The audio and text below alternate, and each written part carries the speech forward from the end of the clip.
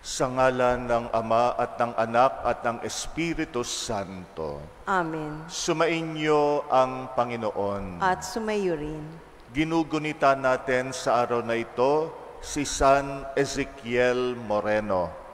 Siya ay isinilang ng 1848 sa bansang Spain o Espanya.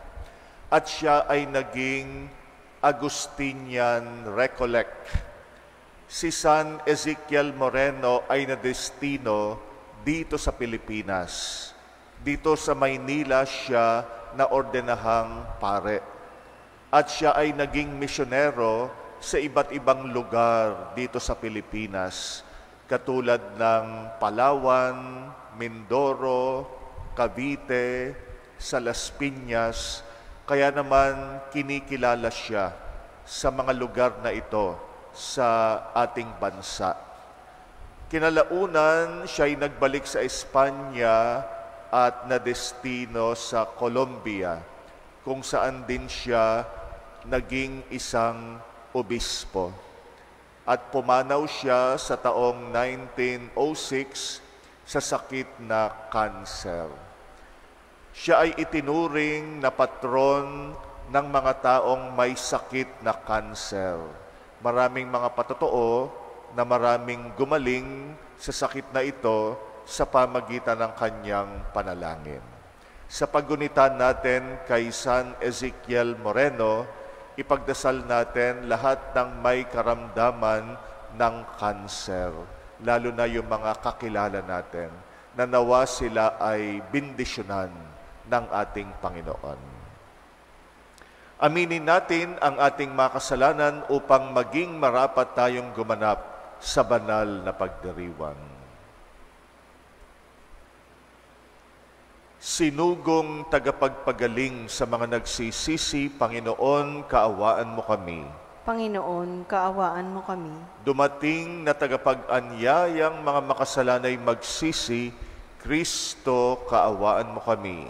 Kristo, kaawaan mo kami. Nakaluklok ka sa kanan ng Ama upang ipamagitan kami, Panginoon, kaawaan mo kami. Panginoon, kaawaan mo kami. Kaawaan tayo ng makapangyarihang Diyos, patawarin tayo sa ating mga kasalanan at patnubayan tayo sa buhay na walang hanggan. Amen. Manalangin tayo.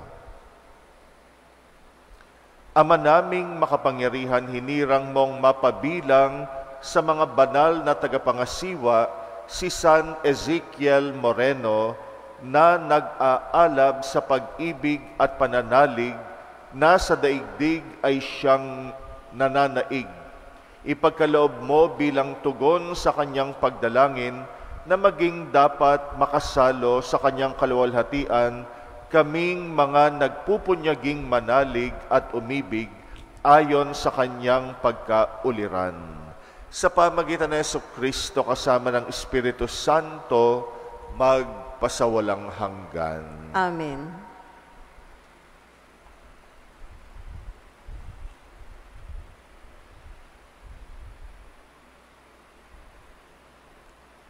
Pagbasa mula sa aklat ni Propeta Ezequiel. Sinabi sa akin ng Panginoon, Tao, sa isang iglap ay kukunin ko ang taong pinakamamahal mo, ngunit huwag mong itatangis ni iluluha. Maaari mong daanin sa bungtong hininga, ngunit tibayan mo ang iyong loob. Manahimik ka at huwag iparirinig ang iyong pagtangis. Huwag kang lalakad ng walang sapin sa paa at lumbong sa ulo, na tanda ng pagluluksa. Huwag mong tatakpan ang iyong muka, ni kakainin ng pagkain ng mga upahang tagaiyak. Umaga nang ako'y magsalita sa mga taga-Esterilita. Kinagabihan, namatay ang aking asawa. Kinaumagahan, ginawa ko ang iniutos ng Panginoon. Tinanong ako ng mga tao, ano ang ibig mong sabihin sa ginagawa mong ito? Sinabi ko sa kanila, sinabi sa akin ng Panginoon na sabihin ko sa sambahayan ng Israel ang ganito, ang aking templo na siyang sagisag ng inyong kapangyarihan at kasiyahan ay sasaulain ko at papatayin sa tabak ang inyong mga anak. Tularan ninyo ang ginagawa ko. Huwag kayong magluluksa ni malulungkot. Magayos kayo tulad ng dati, nakaturbante at panyapak. Huwag kayong tatangis o luluha dahil sa inyong kasamaan. Mangangayayat sa matinding himutok ang bawat isa sa inyo. Sinabi ng Panginoon na ang mangyayari kay Ezekiel ang magiging babala sa inyo. Kung mangyari na ang lahat, tularan ninyo ang kanyang ginagawa. Sa gayoy, makikilala ninyong ako ang Panginoon. Ang salita ng Diyos. Salamat sa Diyos. Ang Diyos ay tinalikdan ng kanyang mga nilalang. Ang Diyos ay tinalikdan ng kanyang mga nilalang. Tinalikdan nila ang Diyos na lumikha sa kanila. Ang Diyos na sa kanila ay nagbibigay buhay. Nasaksihan nila ang pagsamba nila sa Diyos-Diyosan. Kaya't kanyang itinakwil. Sila na itinuring niyang mga anak. Ang Diyos ay tinalikdan ng kanyang mga nilalang. Sinabi niya, tatalikdan ko sila. Tignan ko lang kung ano ang kanilang sapitin. Pagkat sila'y isang lahing masama, mga anak na suwail. Ang Diyos ay tinalikdan ng kanyang mga nilalang. Pinapanigbugho nila ako nang sambahin nila yaong hindi Diyos. Ginalit nila ako dahil sa kanilang Diyos-Diyosan. Kaya paninibughaw ko rin sila at gagalitin.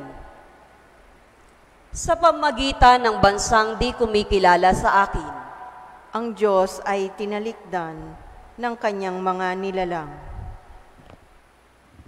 Alleluia,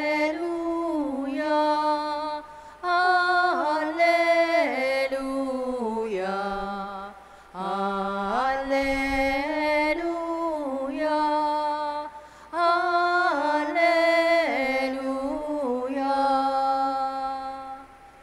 Mapalad ang mga dukha na tanging Diyos na lumikha, ang pag-asa at adhika. Alleluia, alleluia,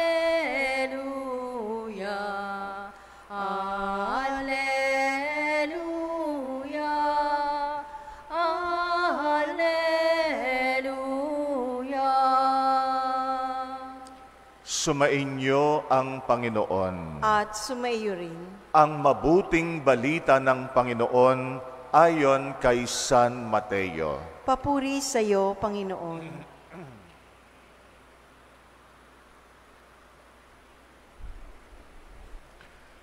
Noong panahong iyon, may isang lalaking lumapit kay Jesus at nagtanong, Guro, ano pong kabutihan ang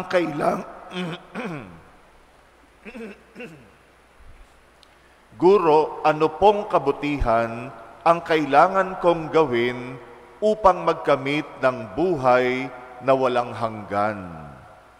Sumagot si Jesus, bakit mo ako tinatanong kung ano ang mabuti? Iisa lamang ang mabuti. Kung ibig mong magkamit ng buhay, sundin mo ang mga utos. Alin-alin po? Tanong niya. Sumagot si Jesus, huwag kang papatay, huwag kang mangangalunya, huwag kang magnanakaw, huwag kang magsisinungaling sa iyong pagsaksi. Igalang mo ang iyong ama at ina, at ibigin mo ang iyong kapwa, gaya ng pag-ibig mo sa iyong sarili. Sinabi ng binata, tinutupad ko na pong lahat iyan. Ano pa po ang dapat kong gawin? Kung ibig mong maging ganap, humayo ka. Ipagbili mo ang iyong ari-arian at ipamahagi sa mga dukha ang pinagbilhan. Kapag ginawa mo yan, magkakaroon ka ng kayamanan sa langit. Pagkatapos, bumalik ka at sumunod sa akin. Sagot ni Jesus. Pagkarinig nito, malungkot na umalis ang binata, sapagkat siya'y napakayaman.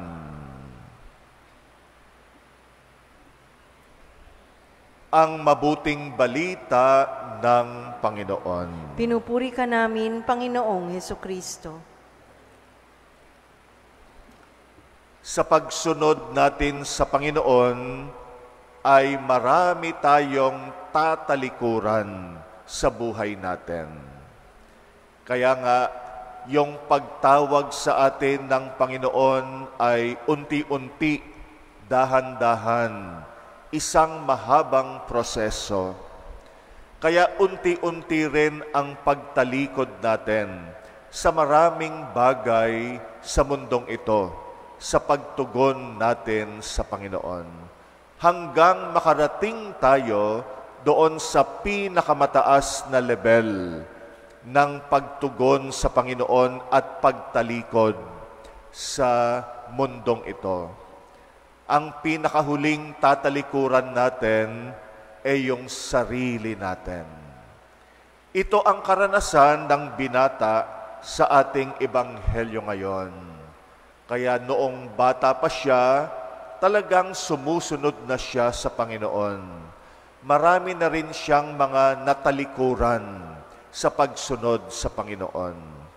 Kaya nga nung nagtanong siya kay Jesus, ano ang mabuti na dapat kong gawin para magkaroon ng buhay na walang hanggan, una, sabi sa kanya ng Panginoon, sundin mo yung mga utos. At nung tanungin niya, alin-alin sa mga utos, sinabi ni Jesus yung 10 utos. Isa-isa niyang tuparin iyon, magkakaroon siya ng buhay. Sabi ng binata, nagawa ko na po yan. Lagi ko namang sinusunod yung 10 utos. Kaya nga, naramdaman ni Jesus na itong binata na ito ay dumating na doon sa pinakamataas na level ng pagsunod sa Kanya. Marami na siyang natalikuran sa buhay niya, isa na lang, yung sarili niya. Kaya nga, sabi ni Jesus sa kanya, ay ipagbili mo lahat ng iyong ari-arian, ibigay mo sa mga dukha, at pagkatapos mong gawin yan, bumalik ka at sumunod ka sa akin. Ito'y paanyaya sa kanya na lahat ng tungkol sa kanya, talikuran niya at ilaan niya ang kanyang buong buhay sa pagsunod sa Panginoon. Doon siya magkakamit ng buhay na walang hanggan at malalim na kaligayahan. Kaya lang, itong binata, nung dumating na yung pinakamataas na level ng pagsunod sa Panginoon, nabigo siya. Dahil hindi niya natalikuran yung kanyang sarili. Umalis na lang siyang malungkot. Hindi niya kayang isuko yung kanyang kayamanan dahil siya ay napakayaman. Kaya nga yung huling hamon sa kanya ng Panginoon, natalikuran ang kanyang sarili, hindi niya nagawang gawin. Dumarating din yan sa buhay natin bilang mga tagasunod ng Panginoon. Sa unti-unti nating pagsunod sa Kanya, marami tayong mga tinatalikuran. Marami tayong mga binibitiwan. Pero tandaan natin, habang tayo ay tumatagal sa ating paglalakbay sa pagsunod sa Panginoon, palaki ng palaki ang hihingin niya sa atin. Pataas ng pataas yung level ng ating pagsunod. Nawa ay maging handa tayo. Nawa hindi tayo matulad sa binata na ito, na hindi niya nakuhang talikuran yung pinakamalaking hamon sa kanya ng Panginoon. Hindi niya mabitiwan yung kanyang kayamanan. Yon yung dapat niyang talikuran. Tayo, sabihin natin, hindi naman tayo mayaman. Wala naman tayong ganong pera katulad ng binata na ito. Pero sa buhay natin, meron tayong tinuturing na pinakakayamanan natin. Ano ba yon? Yung bagay o tao na hindi natin mabitiw-bitiwan. Yung bagay o tao o kung anuman na hindi natin matalikuran. Pag dumating yung pagkakataon na kailangan nating mamili, sumunod sa Panginoon o manatili tayo dito sa hindi natin matalikuran, sana ay maging matapang tayo. Nabitiwan ang lahat, talikuran ang lahat, alang-alang sa pagsunod natin sa ating Panginoon. Kaya hindi laging pera yung dapat talikuran. Sa buhay natin, may mga tinuturing tayo na kayamanan na hindi natin matalikuran. Pag dumating yung oras na hahamunin tayo ng Panginoon, na ito ay talikuran natin, nawa maging handa tayo. Paano ba natin ihahanda ang ating sarili sa malaking hamon ni Jesus? Magsimula tayo sa maliliit. Araw-araw mag-practice tayo ng mga mumunting sakripisyo. Yung bang sa mga iba't ibang pagkakataon, unahin natin yung iba. Ihuli natin yung sarili natin.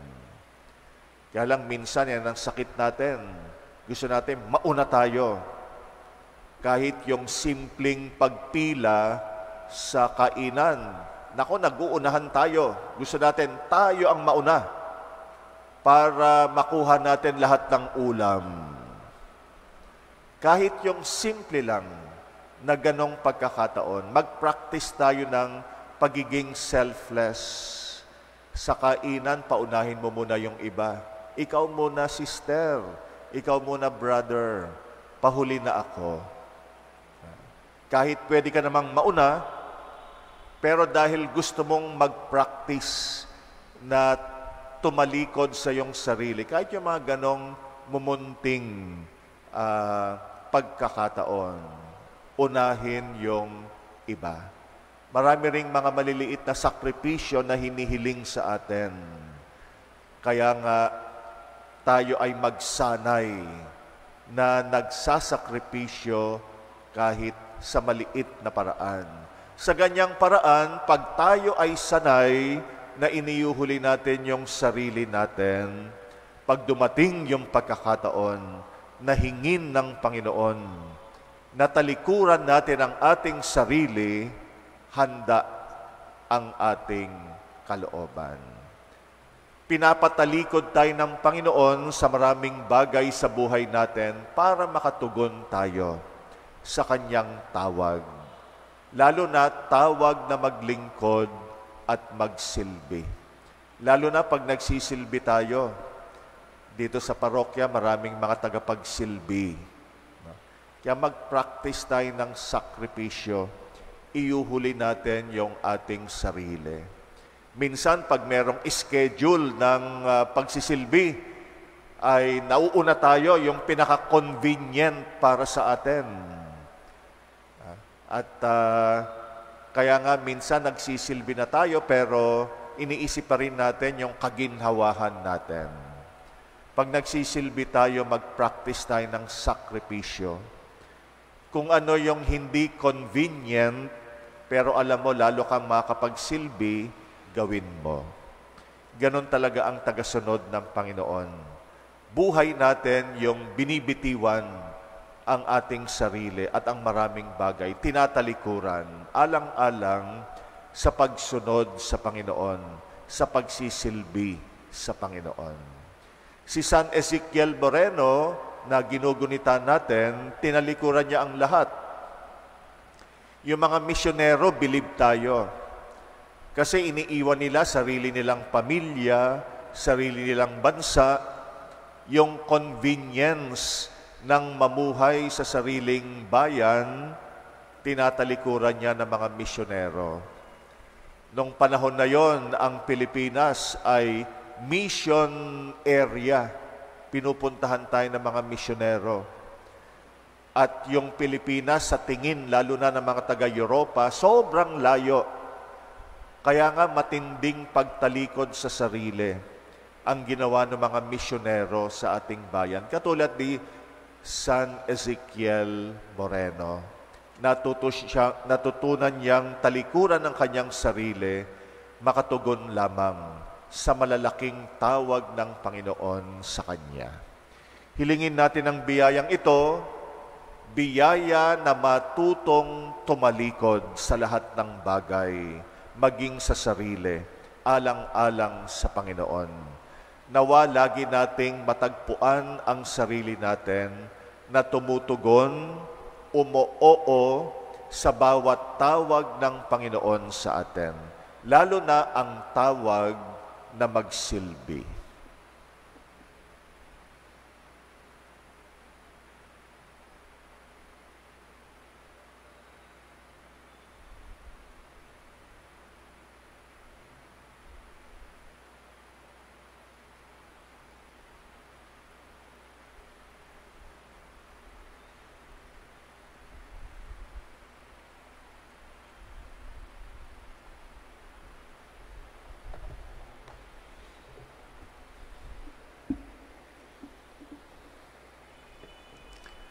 Mulat sa aming pagiging hindi karapat-dapat, itinataas namin ang aming isip at puso sa iyo, Diyos Ama, at dinadala rin namin sa iyong harapan ang aming mga pangangailangan. Ating itugon sa bawat kahilingan, Ama sa langit, ikaw ang lahat sa amin. Ama sa langit, ikaw ang lahat sa amin. Ang simbahan nawa, mapalaya ang mga lalaki at babae sa epekto ng materialismo at kahangalan. Manalangin tayo sa Panginoon. Ama sa langit, ikaw ang lahat sa amin.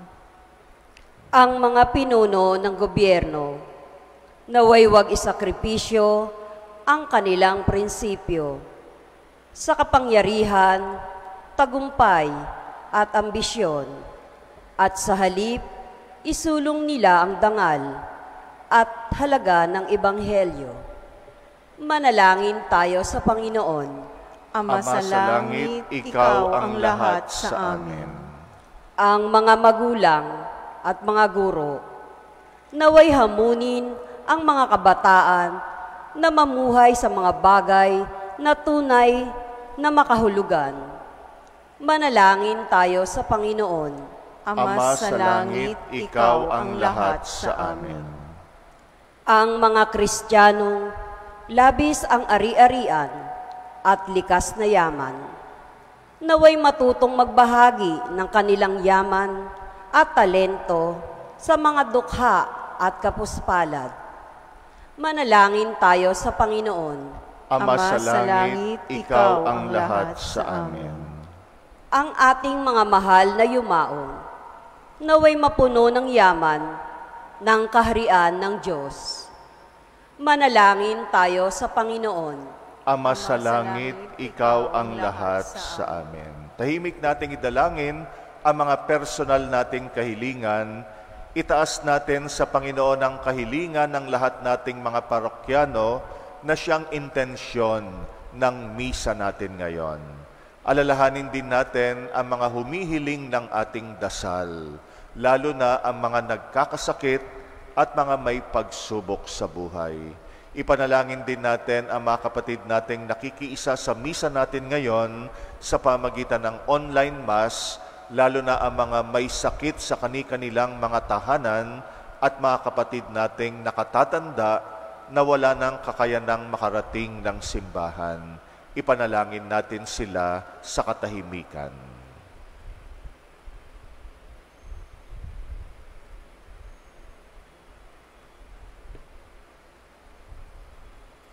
Ama naming Diyos, biyayaan mo kami ng katapangan, kasiyahan, pananalig at karangalan. Gawin mo kaming matalino sa karunungan ni Jesus, siya na nabubuhay at naghahari, magpasawalang hanggan. Amen.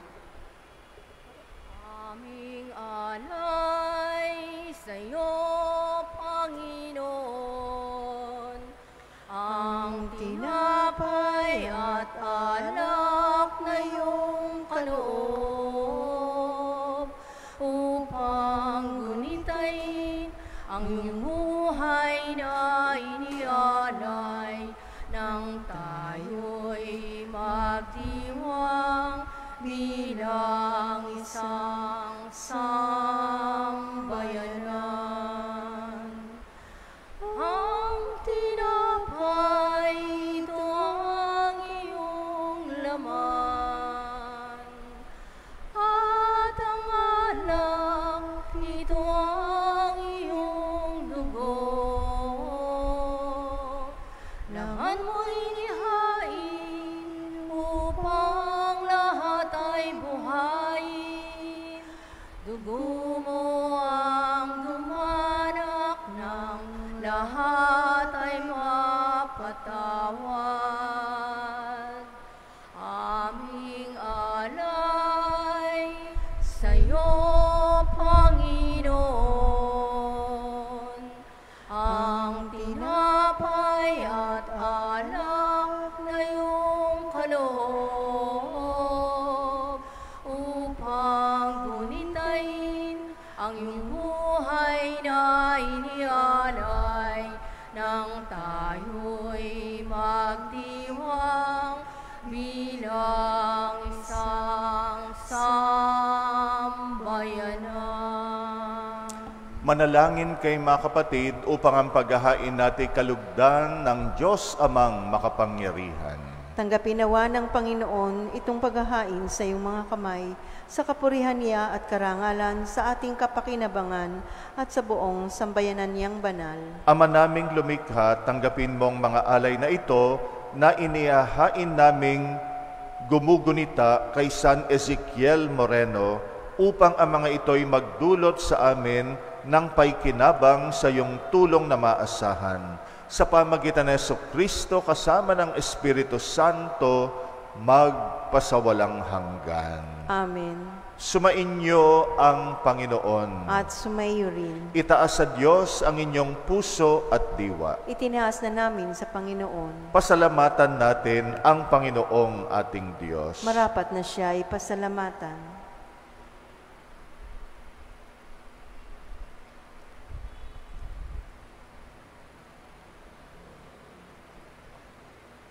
Ama naming makapangyarihan, tunay ngang marapat na ikay aming pasalamatan sa pamagitan ng Jesucristong aming Panginoon.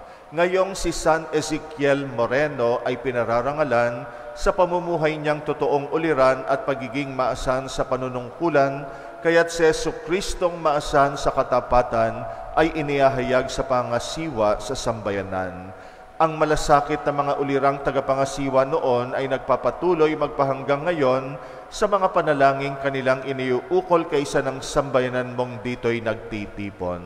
Kaya kaisa ng mga anghel na nagsisiawit ng papuri sa iyo, nang walang humpay sa kalangitan, kami nagbubunyi sa iyong kadakilaan. Santo, Santo, Santo, Panginoong Diyos ng mga hukbo, napupuno ang langit at lupa ng kadakilaan mo, Hosana sa kaitaasan. Pinagpala ang naparirito sa ngalan ng Panginoon, Hosana sa kaitaasan. Ama naming banal, ikaw ang bukal ng tanang kabanalan, kaya't sa pamagitan ng iyong Espiritu, gawin mong banal ang mga kaloob na ito pang para sa amin, maging katawan at dugo ng aming Panginoong Hesukristo. Bago niya pinagtisang kusang loob na maging handog, hinawakan niya ang tinapay, pinasalamatan kanya, pinaghati-hati niya yon, iniabot sa kanyang mga alagad at sinabi, tanggapin ninyong lahat ito at kanin, itong aking katawan na ihahandog para sa inyo.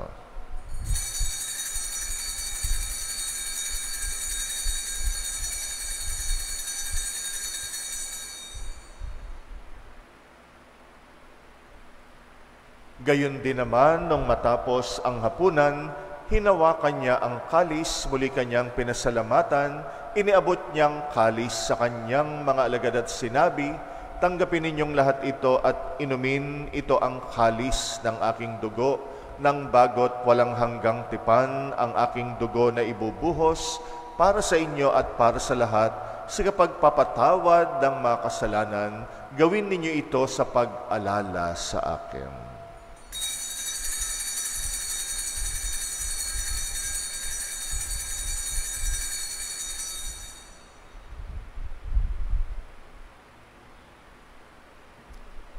Ang misteryo ng pananampalataya. Si Kristo ay gunitain, sarili ay inihain, bilang pagkait inuming pinagsasaluhan natin hanggang sa siya'y dumating. Ama, ginagawa namin ngayon ang pag-alala sa pagkamatay at muling pagkabuhay ng iyong anak. Kaya't inaalay namin sa iyong tinapay na nagbibigay buhay at ang kalis na nagkakaloob ng kaligtasan. Kami nagpapasalamat dahil kami yung minarapat tumayo sa harap mo para maglingkod sa iyo. Sinasamo namin kaming magsasalo sa katawan at dugo ni Kristo ay mabuklod sa pagkakaisa sa pamagitan ng Espiritu Santo. Amalingapin mong iyong simbahang laganap sa mong daigdig, puspusin mo kami sa pag-ibig, Papa, at ni Jose na aming obispo at ng tanang kaparian. Alalahanin mo rin ang mga kapatid naming nahimlay na may pag-asang sila'y muling mabubuhay. Gayun din ang lahat ng mga pumanaw, kawaan mo sila at patuloyin sa iyong kaliwanagan. Kawaan mo at pagindapatin kaming lahat makasalo sa iyong buhay na walang wakas, kaysa ng mahal na Birheng Maria na ina ng Diyos, ng kabiyak ng puso niyang si San Jose, kaysa ng mga apostol, ni San Ezekiel Moreno, at ang mga banal na namuhay dito sa daigdig ng kalugod-lugod sa iyo, may pagdiwang nawa namin ang pagpupuri sa ikrarangal mo sa pamagitan ng iyong anak na aming Panginoong Hesukristo. Sa pamamagitan ni Kristo, kasama niya at sa Kanyang, lahat ng parangal at papuri ay sa iyo, Diyos Amang makapangyarihan, kasama ng Espiritu Santo, magpasawalang hanggan. Amen. Amen. Amen. Amen. Sa tagubilin ng mga nakagagaling na utos at turo ni Jesus na Panginoon natin at Diyos, ipahayag natin ng lakas loob. Ama namin, sumasalangit ka, sambahin ang ngalan mo, mapasamin ang kaharian mo, sundin ang loob mo, dito sa lupa para lang sa langit.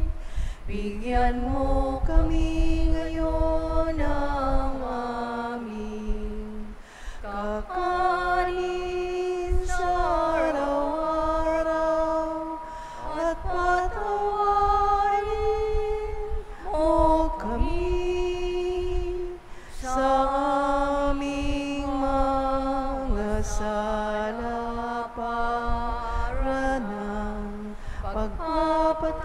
patawad namin sa nagkakasala sa amin, at huwag mo kaming ipahintulot sa tukso, at bigyan mo kami sa lahat ng masama.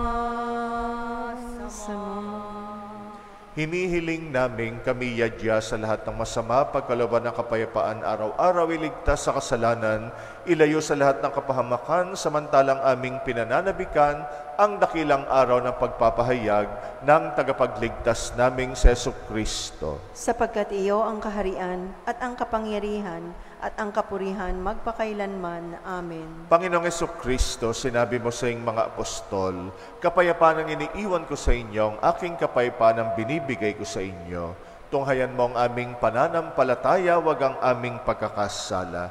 Pagkalooban mo kami ng kapayapaan at pagkakaisa ayon sa iyong kalooban, kasama ng Espiritu Santo, magpasawalang hanggan. Amen. Ang kapayapaan ng Panginoon ay laging sumainyo. At sumaiyo rin. Magbigayan kayo ng kapayapaan sa isa't isa. Peace be with you.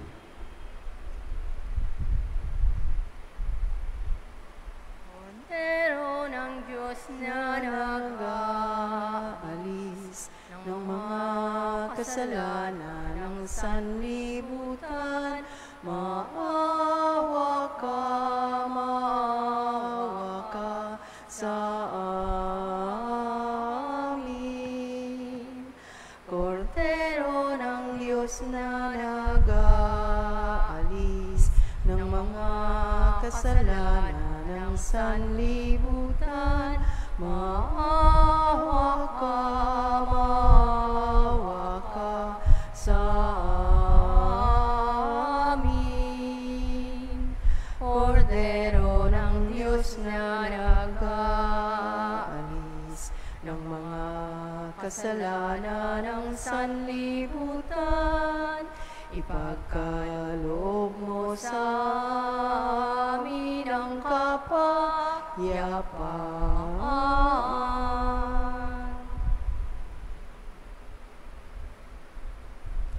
Narito ang kordero ng Diyos na nag-aalis ng mga kasalanan ng sanlibutan. Mapalad ang mga inaanyayahan sa kanyang piging. Panginoon, Hindi ako karapat-dapat na magpatuloy sa iyo, ngunit sa isang salita mo lamang ay gagaling na ako.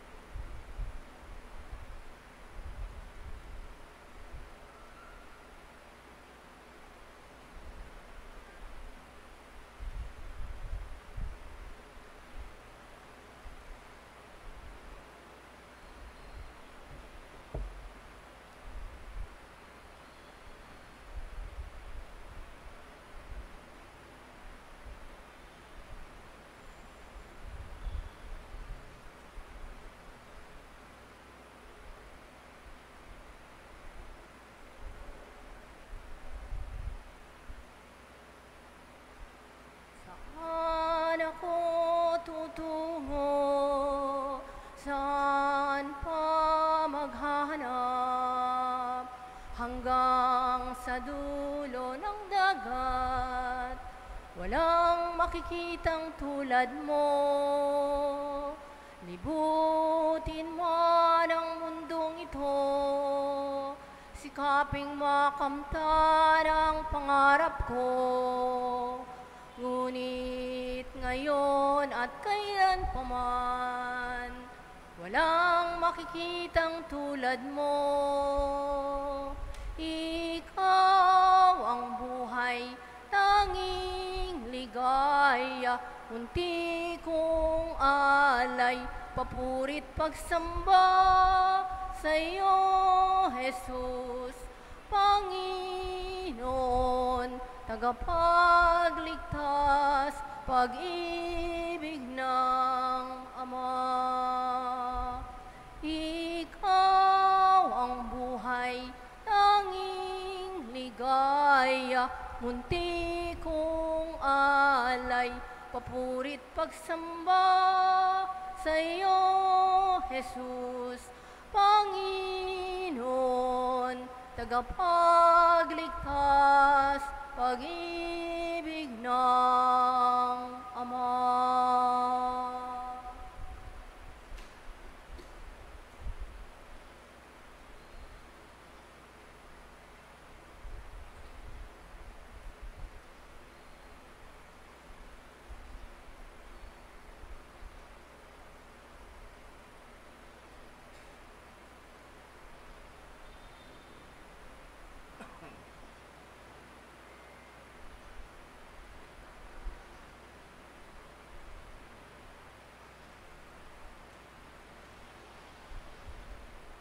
Manalangin tayo. Ama naming mapagmahal, kaming sa katawan at dugo ni Kristo nagsipakinabang ay dumadalangin magkamit ng tiyak na kaligtasan na aming ginaganap ng buong katapatan sa pamagitan ni Jesucristo kasama ng Espiritu Santo magpasawalang hanggan. Amen. Sumainyo ang Panginoon. At sumayo rin. Pagpalain kayo ng makapangyarihang Diyos, Ama at Anak at Espiritu Santo. Amen. Tapos na ang ating misa, humayo kayong taglay ang kapayapaan ni Kristo upang siya'y mahalin at paglingkuran. Salamat sa Diyos.